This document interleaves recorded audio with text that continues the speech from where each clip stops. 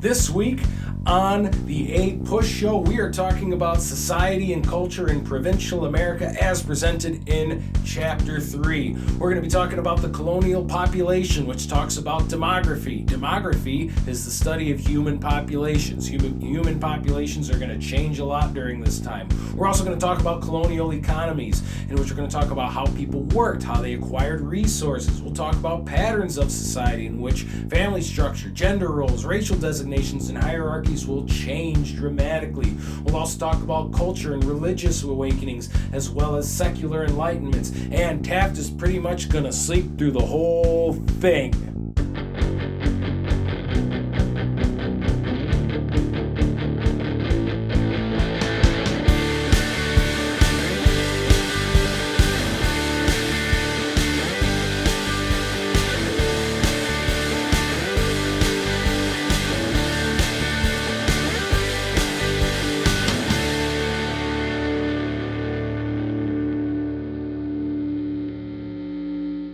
So when we're talking about the colonial population, you have to realize we're essentially talking about the East Coast. European settlers, apart from the Spanish in very scant amounts, did not really populate the rest of what we know now as the United States of America. They were pretty much on the Atlantic seaboard. And what we notice in this era is that the non-native population exploded. And before this, most of the people who came over were laborers, and because they're laborers, most of them are also going to be men. And men can't have babies. You can't have babies, Taft. Can't be done. You don't have a womb. The fetus has nowhere to gestate. Nowhere at all.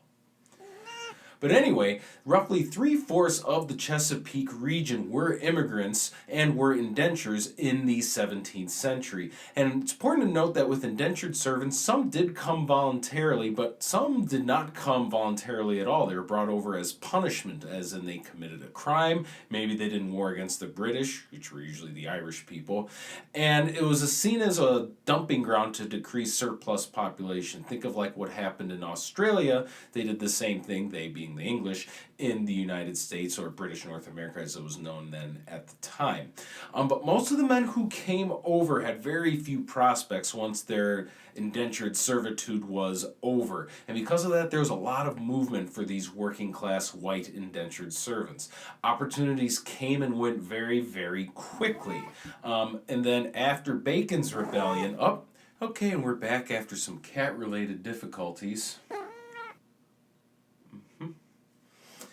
But anyway, back to after Bacon's Rebellion near the end of the 17th century and other similar events of civil discord in the South, there became fewer and fewer indentured servants used down there, and fewer of them actually went down to the southern colonies, like in the Chesapeake region.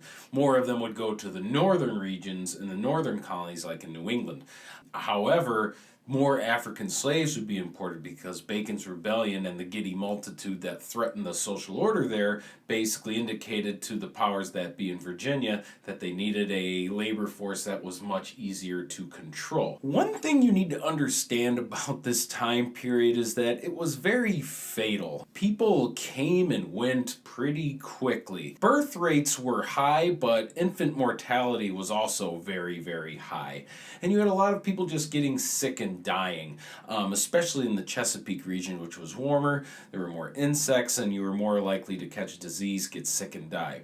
New England had cleaner water and less population density, so people generally lived a bit longer, but the southern colonies did not.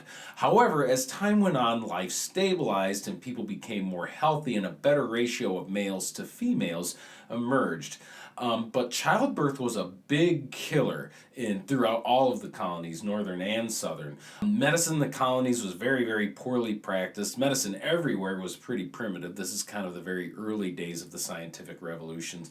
And midwives became very popular to help women get through the difficulties of childbirth. Midwives were in much greater supply than doctors. Now, it's worth noting that midwives are not medically trained, at least not formally. However, they did know many strategies to help the birthing process go more safely and smoothly. And your book will talk about the idea of humorization, and this is the old, outdated, and inaccurate scientific theory that the body is made up of humors. There's basically 4 different fluids in your body, according to this theory.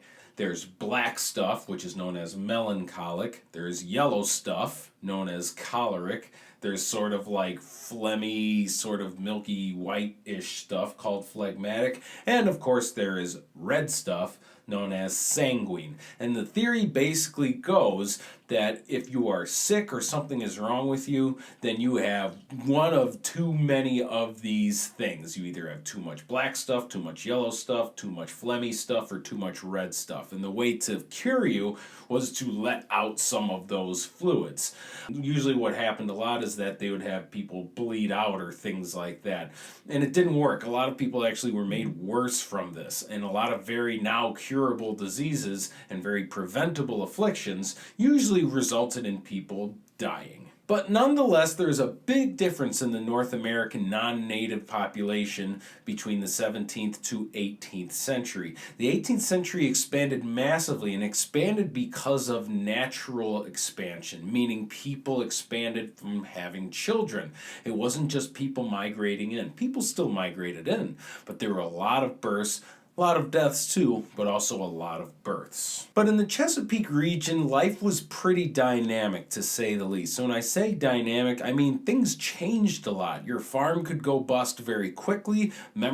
Key members of your family could die in the drop of a hat. And because of that, people moved around a lot and families changed a lot. Families often didn't stay intact for all that long, usually because people died or people had to go away for whatever reason. And because of that, patriarchal authority was not as rigid as it had been in England at the time. There's a very high male to female ratio, and the fact that wives were usually way younger than their husband usually meant that the husband died first. And this gave women a great deal of power and influence in the South compared to the North when they would inherit land or responsibilities from their husband. And with this greater female independence came a little bit of a questioning of whether or not this society was the way it should be, at least in the minds of the Chesapeake region. However, female independence gradually decreased once sex ratios became more balanced, as the ratio of males to females became more balanced. Whereas when we shift up north, people lived longer, so patriarchal control was in fact more intact. The families and the traditional structures of the sort of father knows best idea were more intact. And according to the Puritan way of life, family units were the most important unit within society. It still is that way for a lot of Americans. Americans generally will value their families more than anything else. However, in the traditional Puritan family structure, women were to be submissive to their husband. They were supposed to do what their husband said, and the husband was essentially to rule the house according to whatever he deemed best, because the belief was the father knew best. However, when we're talking about social changes like families, we have to differentiate between white families and African families due to the natural differentiation from Africans being slaves and white families not being slaves. And that brings us to the beginnings of slavery in British America. We talked a little bit about this last chapter, but now we're going to look a little bit further into how slavery emerged in British North America. It's important to note, above all else, that Africans did not come over voluntarily. There were not cases of Africans migrating over to North America and the Caribbean and South America on their own accord. They came as slaves. And it's important to note that those who brought them over generally regarded the Africans as livestock. They didn't think of them as human beings, and they treated them in the same way that you would bring over livestock, like a horse or a cow or a pig or chicken or something like that. Obviously, they wanted to bring them over alive, but it was more important that they were brought over. And it's also important to note that the Middle Passage, which constituted from Africa over to the New World, generally Africans were not brought to North America. America. Actually, only about 4% of them actually were brought directly to North America, but most of them were actually brought to places like Brazil, which is why Brazil has a whole lot of black-looking people there to this day, or to the Caribbean, which is why when you talk to some people from Cuba or the Dominican Republic or Haiti, a lot of them look African, and that's because they are. They are the descendants of people who, in all likelihood, were brought over as slaves way, way, way back in the 17th and 18th centuries. And of course, many of them were also brought to what is now the United States. However, the slave population really, really booms, and what really causes it to boom is that in the 1690s, the slave trade was opened up. The English crown no longer allowed a monopoly on the slave trade, and essentially any English merchant was free to pursue a livelihood in the business of selling people. As the supply of slaves went way up, the price of a slave went way down, and more people took advantage of that. And at first, there was not a big distinction between slaves, African slaves that is, and white European indentured servants, except for the massive fact that indentured servants got to choose to come to the Americas. Usually. There were many indentured servants that did not have a choice, usually because they were a prisoner, they committed a crime, or they had the audacity to fight against the British Crown and lose. Usually those were Irish people. Early slaves oftentimes were able to work for a period of time and then earn their freedom. The whole idea of being a slave for the rest of your life did not come until the passage of slave codes, and there was some uncertain status of what slaves were in that societies. Were they free? Were they slaves? What's going to happen? However, after incidents like Bacon's Rebellion, there began to be a recognition from the more powerful folks, especially in the Chesapeake region, that they needed to have a better control of society. And their solution was to declare Africans as a lower portion of the societal ladder than white people. Africans were declared slaves for life, and the big kicker was that their children were to be slaves for life. And this wasn't just in the Chesapeake region, this was everywhere. And we see the African population of the British colonies explode between 1620 and 1780 as the availability of slaves increased, as well as the increased reliance of slaves as a labor force increased, especially in the Chesapeake region. They did come to the northern colonies, but in far fewer numbers. Other changes in the colonial population we see are changing sources of European immigrants. Remember that during this time there is still widespread clashes between Protestant and Catholics in what is basically the continental Europe, especially in places like France and what is now Germany. Germany actually didn't exist back then, not as we know it. But a lot of people from those areas migrated to the Americas in order to find religious shelter. And one place where they found a lot of asylum was in a place called Pennsylvania, which we talked about in the last chapter. Pennsylvania was very, very accommodating to immigrants and was very accommodating to people of diverse backgrounds. One of those groups of people that came over would be known as the Pennsylvania Dutch, who were actually not Dutch. They were German, but the German word for Germans is Deutsch, and it sounds like Dutch, so the people in British and North American just called them Dutch. Americans kind of have a history of just calling people what they think it sounds like rather than what it actually is. But we also see an influx of Scots-Irish immigrants, and Scots-Irish are people from Scotland who were Protestant, who migrated to what is now Ireland to try to forge a new life. However, they clashed with the British Crown, so they came over to the Americas and tried to form their life here. And the other aspect of this chapter talks about colonial economies. And remember, economies are how people work and how people acquire resources. And the Southern economy depended on three major crops: tobacco, rice, and indigo.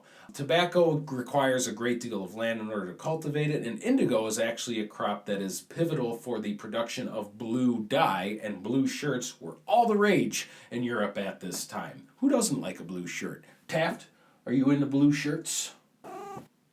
Yeah. They are your favorite hockey team, huh?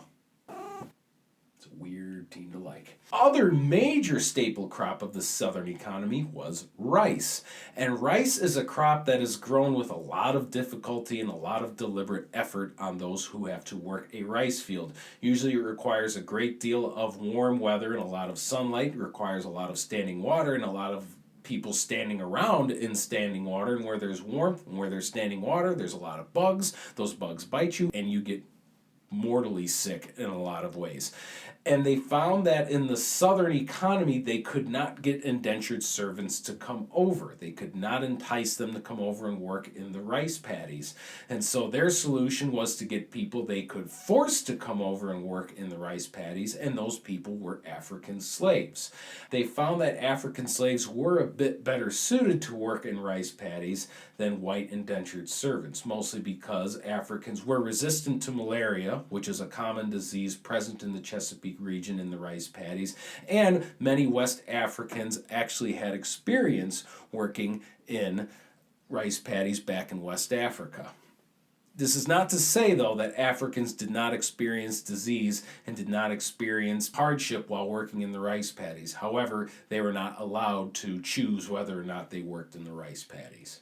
And then when we contrast the southern economy with the northern New England economy, we see a difference in diversity. They were much more diverse in the north, and that's because they had to be. The farmland in the north was not nearly as good as the farmland in the south. It didn't yield as many crops rather, and you couldn't really grow as many different types of crops. So they had to get creative, and one of the ways they got creative was trying to develop ironworks and basically the ability to produce metal tools, which really they only could get from England at the time. And one place that proved to be just as capable of places in Europe was the Saugus Iron Works, which is in Massachusetts.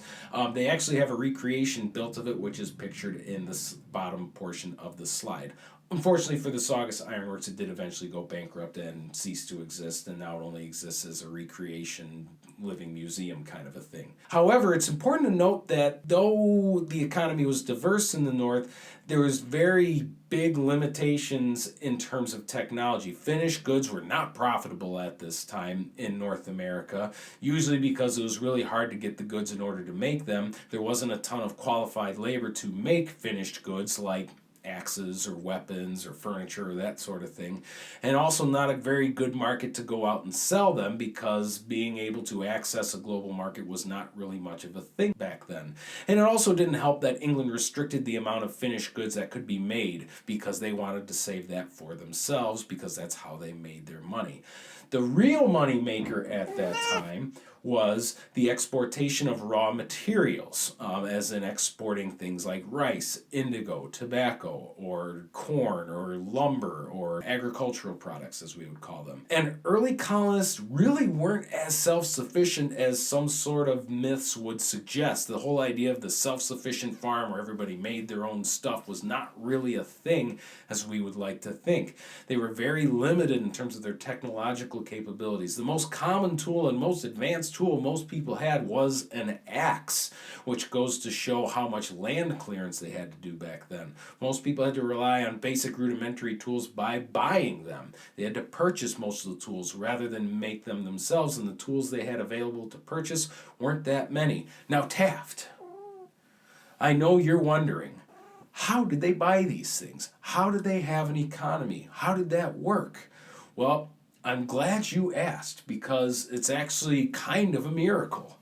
Yeah, a miracle. The currency back then was all jacked up, and it's pretty miraculous that commerce of the early colonial society managed to maintain itself. And they couldn't really find anything that people could agree on as a currency. Remember, the only thing that makes a currency valuable is everybody agreeing that it is valuable. And if people can't agree on something being valuable, you don't have a currency. And they couldn't find anything that everybody would agree upon. They couldn't even agree upon beaver skins being valuable. Yeah, I know, Taft. Not even beaver skins. Who doesn't like a beaver skin? Honestly.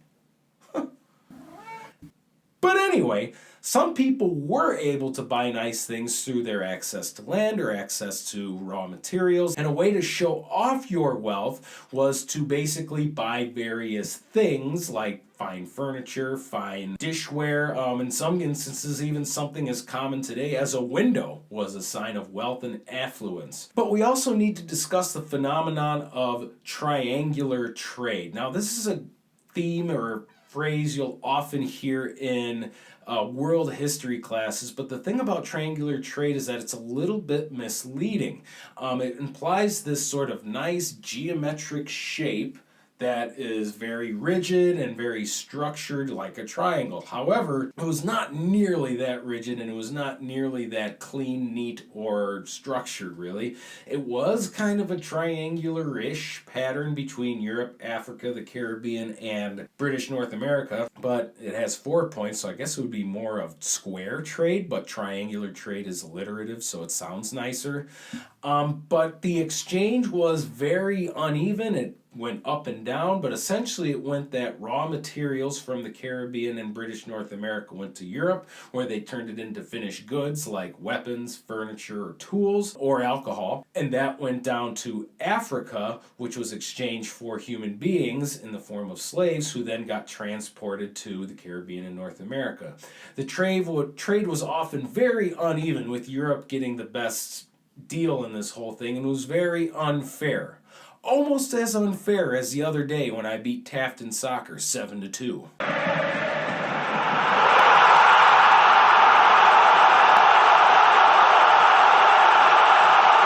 What do you mean I cheated? It's not my fault you don't really know rules or respect them. That's on you, not on me.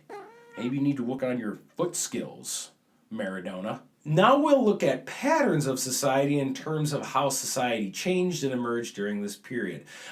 Europe had very little social mobility. Pretty much if you were born poor, you usually were going to stay poor. There was a lot of people and not a whole lot of land or resources to take advantage of to move up in society. The opposite was true in the North American continent. There was a ton of land and not a whole lot of people that were living on it. And so you could acquire land, and if that land proved to be profitable, or you proved to be lucky or industrious enough to use that land to make money, you could. And there was a lot of people who moved up the social ladder because of their ability to take advantage of the land. And there was also a lot of people who moved down because they didn't know how to use the land or exploited it too much, and the land became useless and unprofitable.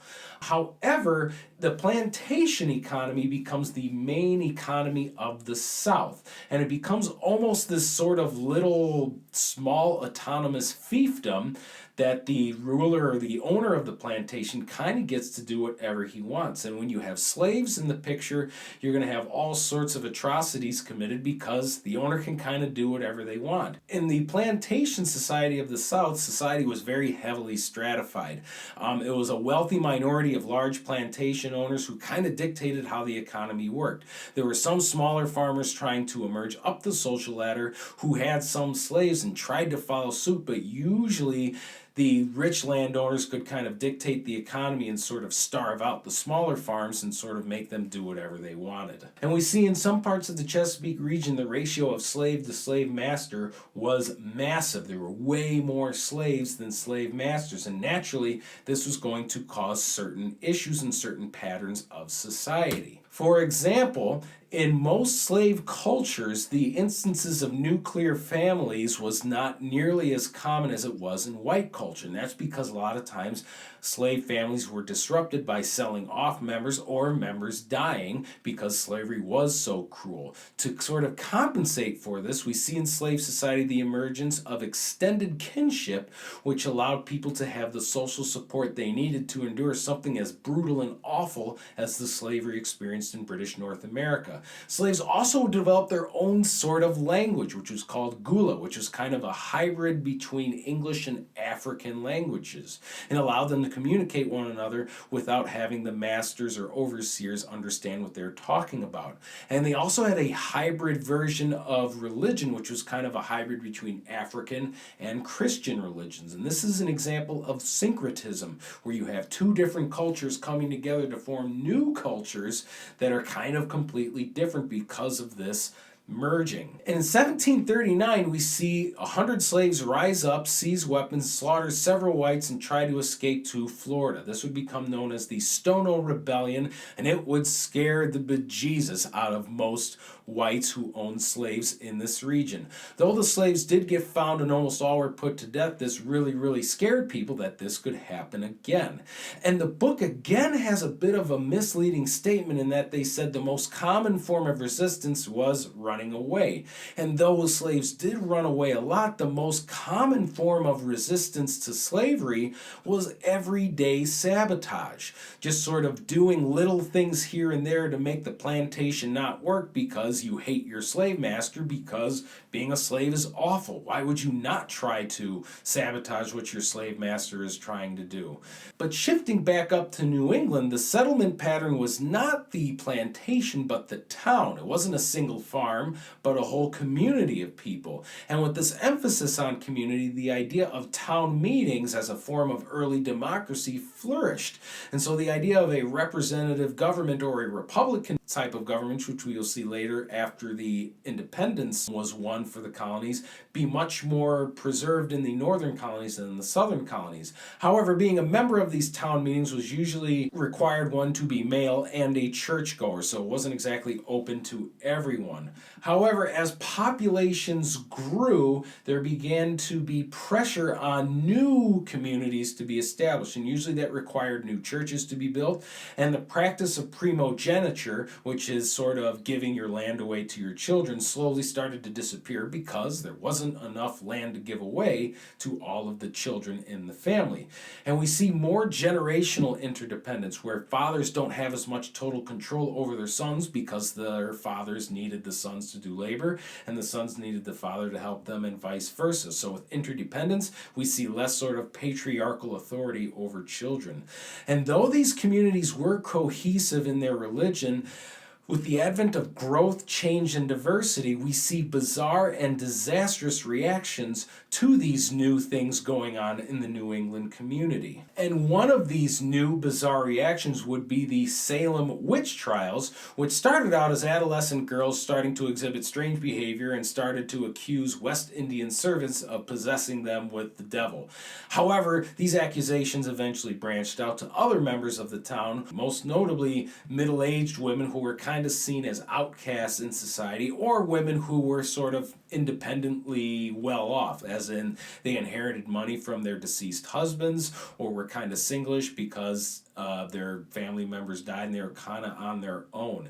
And we see other sort of witch hunts go on throughout New England, and usually the targets were successful single-ish middle-aged marginal women. And it shows how the patriarchal and very heavily religious society within Puritan New England functioned and still maintained a society that was male-dominated and very, very, very religious, sometimes perhaps to a fault.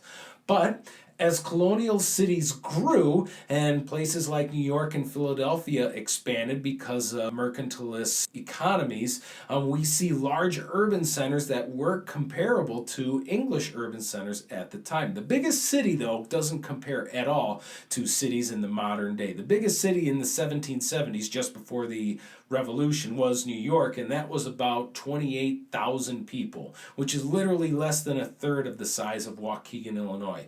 However, cities just like today became where the action was. That's where goods were marketed, where people bought and sold their raw materials. That's where universities were emerging. That's where bookshops and other shops where you could buy various things would pop up. Coffee houses where you could exchange ideas. Taverns where you could drink alcohol and exchange ideas. And new ideas would sort of come in there from Europe as ships rolled in.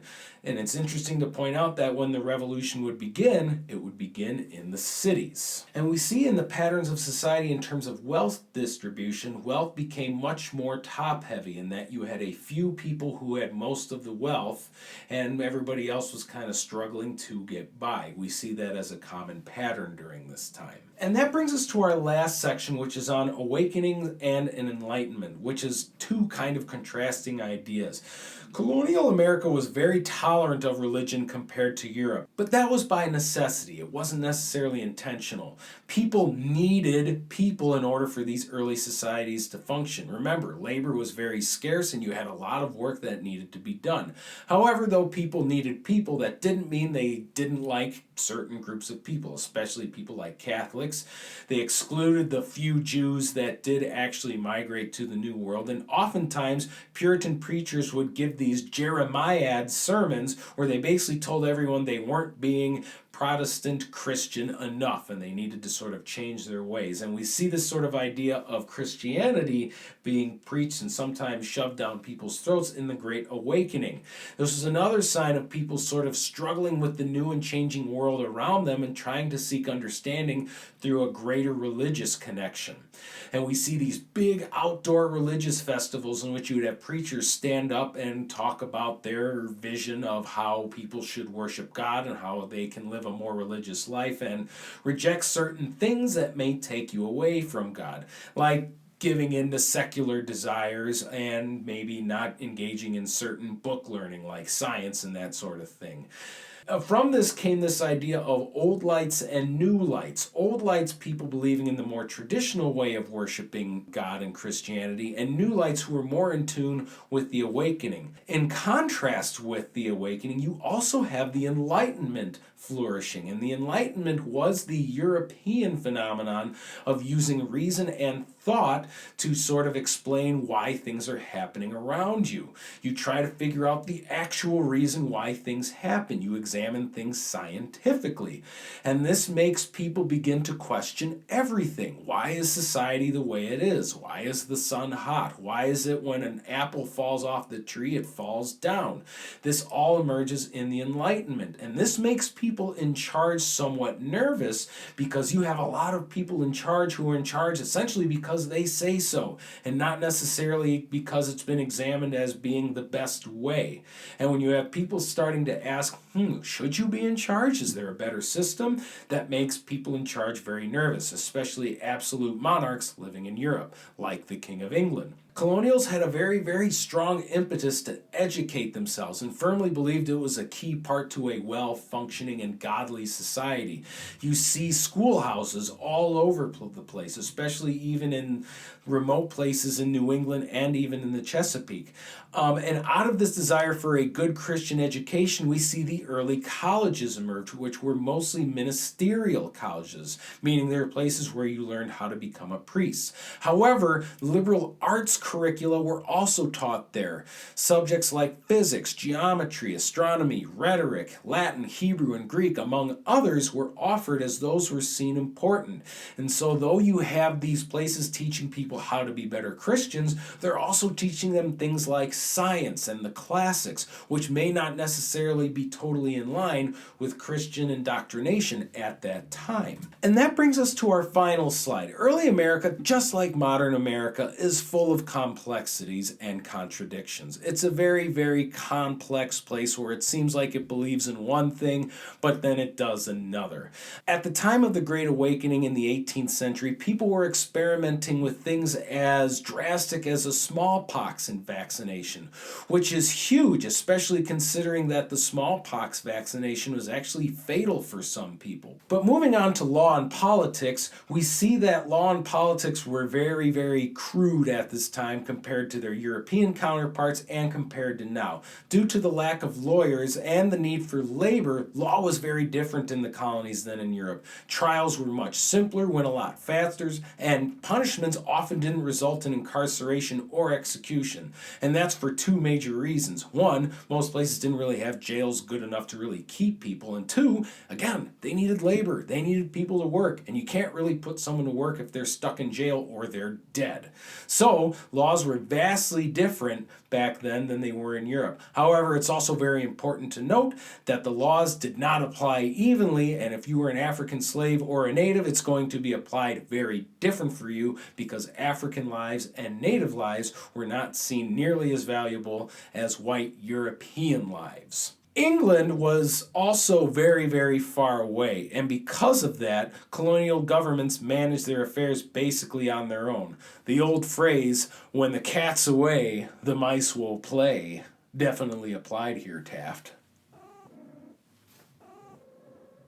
Yeah, sleeping through another lecture. Some provincial governors appointed by the crown tried to exert control over the British colonies, but often struggled as they were often fired by English aristocrats who kind of wanted to make a name for themselves, or they were completely accustomed to how life actually worked in the colonies. And when they did try to exert control, people essentially ignored them because what they tried to instill was pretty much completely incompatible with how the governments had already functioned. And so that wraps up our lecture for this time. Note how much things change, how society changes in terms of how people were treated, how the treatment of women changed, how the treatment of slaves changed, and how labor systems emerged, came and went, and were very uneven, and how issues regarding culture and political society oftentimes change. And as England tried to exert more control over the British North American colonies that were functioning well enough on their own, we will see conflicts start to emerge in Chapter 4. And that's where we'll start off next time. Thank you guys for watching, and don't forget, we gotta keep pushing, G. These sleeping habits are unacceptable, Taft. Unacceptable. How dare you?